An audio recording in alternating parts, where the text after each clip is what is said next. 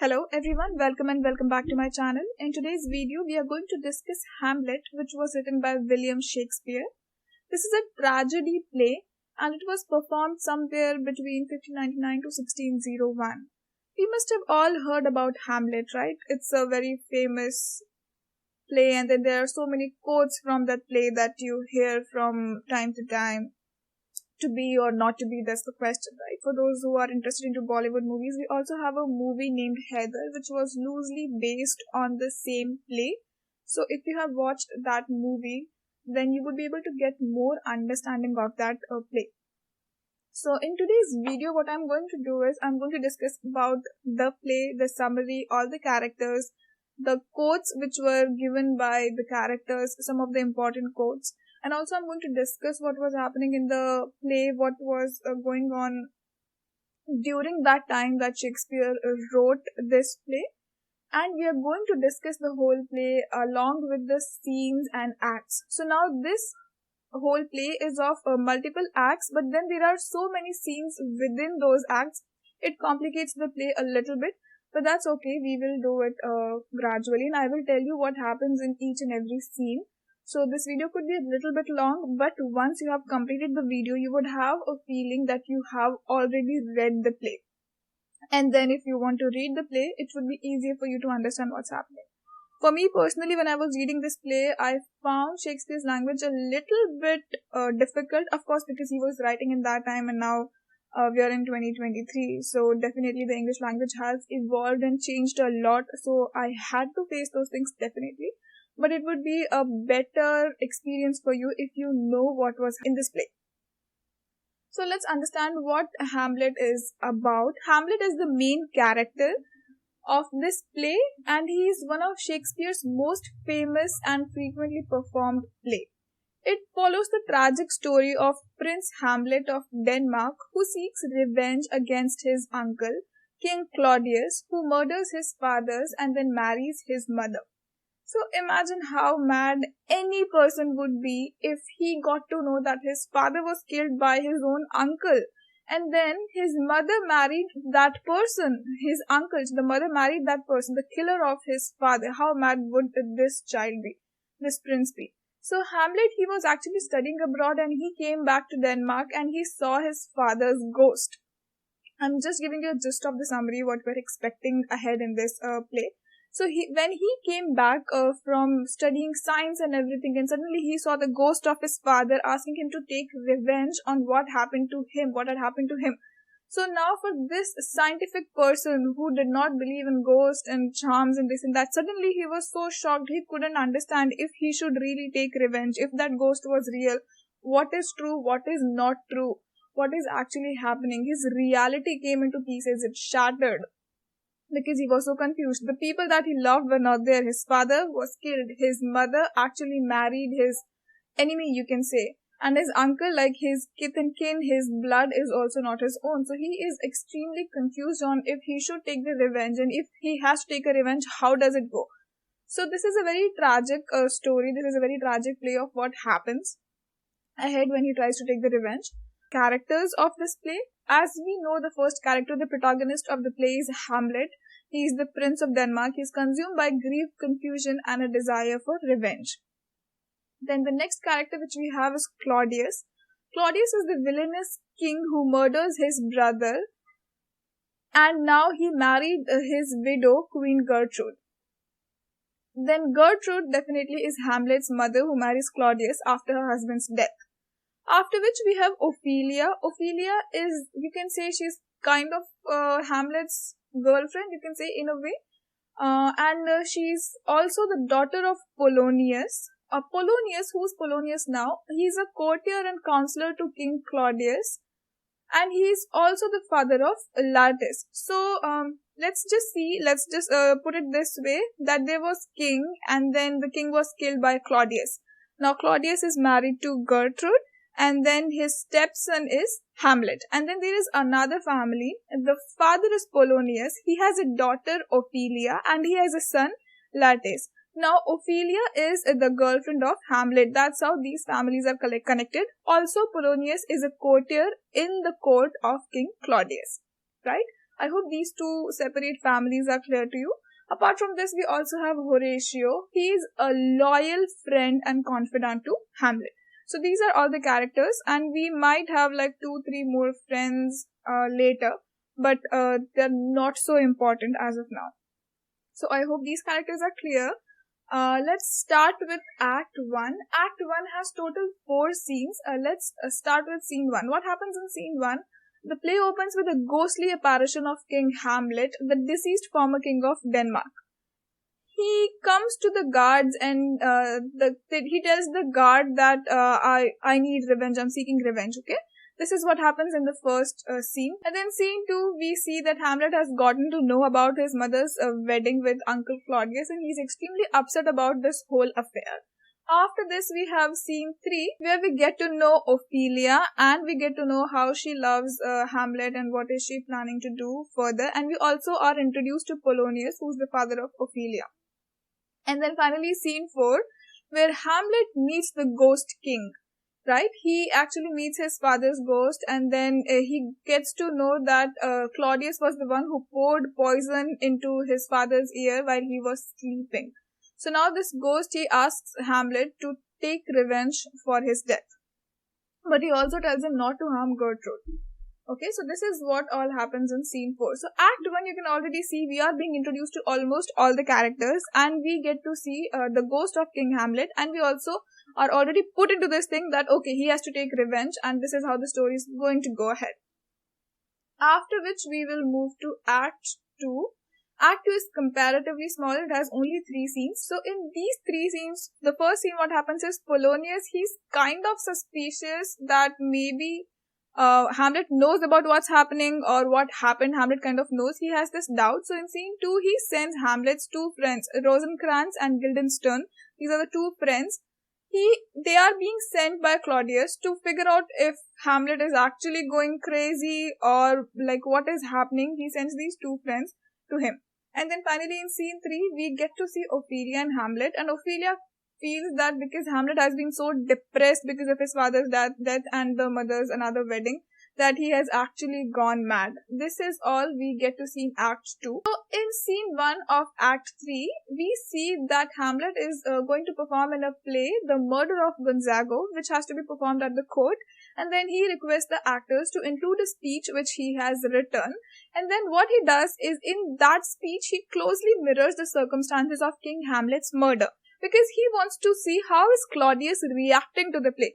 Let's see if you did something, let's say you stole something or maybe you killed someone, and then suddenly someone else comes and tells you action by action what you did or what happened, then you would be giving certain kinds of reaction definitely, unless you are a psychopath, then that's another thing. But so this was his plan. That's what he was expecting, that he will go through that speech and then he will see how if Claudius is reacting in certain way or something. And what happens exactly is, as per his plan, in Scene 2, Claudius had become very agitated. It was very visible when the murder scene was enacted.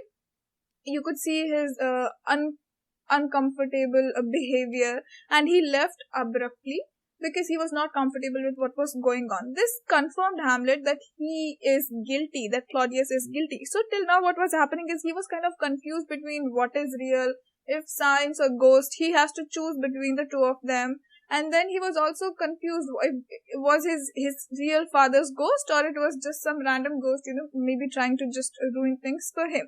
But now with Claudius's behavior, he kind of felt that, okay, this is true. Claudius is the one who killed my father. And in Scene 3, he goes and confronts his mother Gertrude about his marriage to Claudius, and he accuses her of betrayal and asks her to repent for her sins. While they argue, remember Polonius, who was Ophelia's father, he is hiding behind a tapestry. He makes a noise. So what happened? He was just hiding there.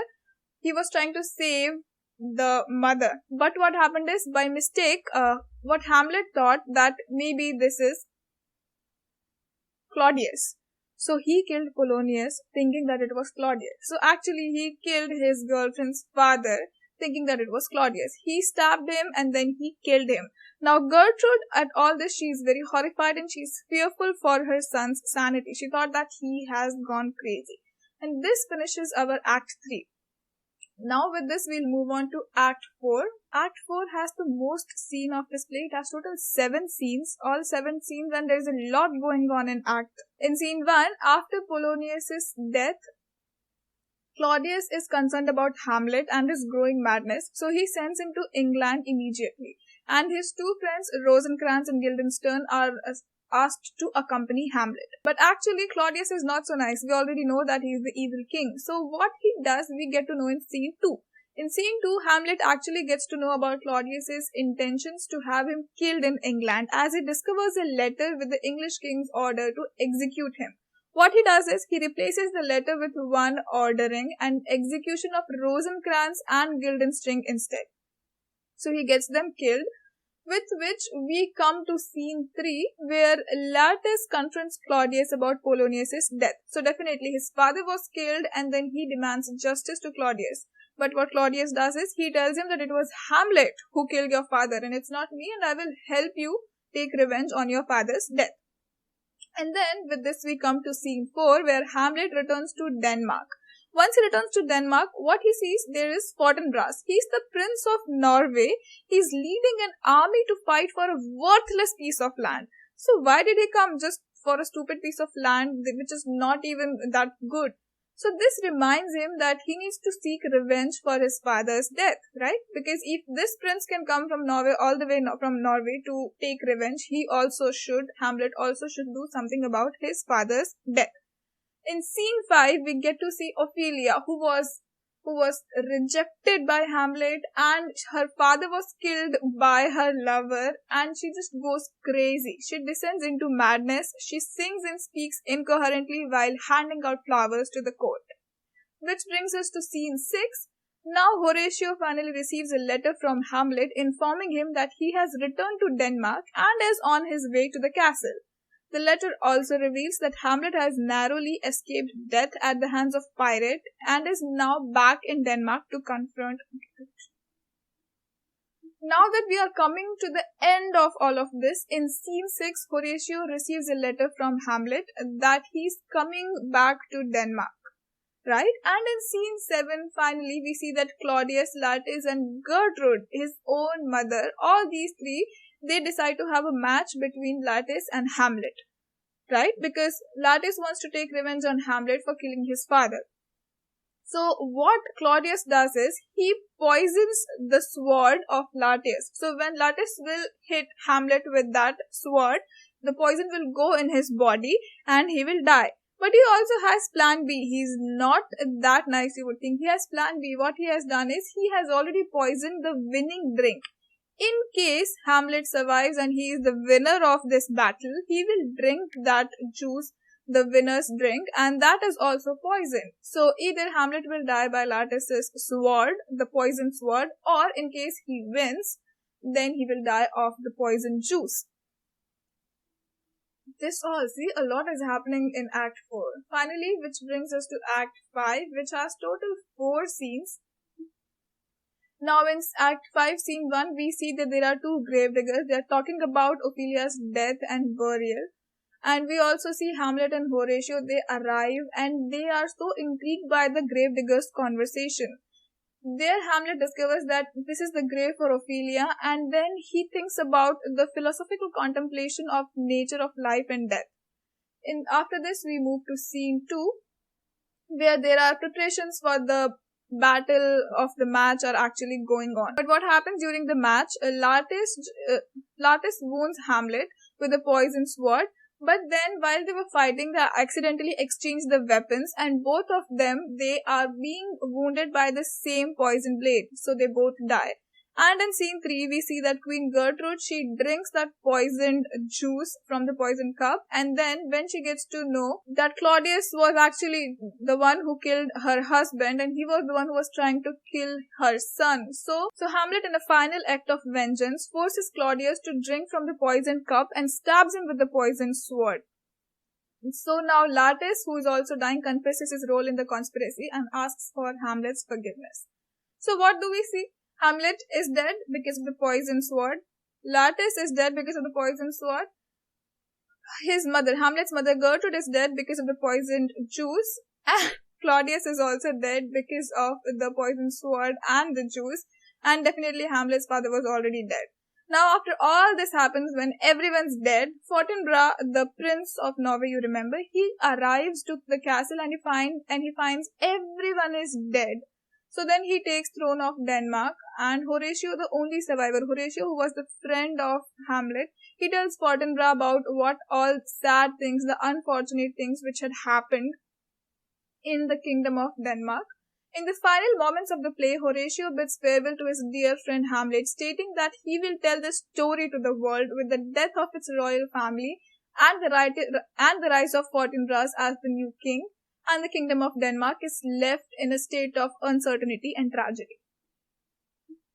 I hope this made the drama, this play, a little bit more clear. I'm just going to give 5 quotes which are like extremely famous, and definitely it will bring you questions during your exam time. So the quotes are the most famous one. Let's start with the most famous one. To be or not to be? That is the question. Another quote is, though this be the madness, yet there is method in it.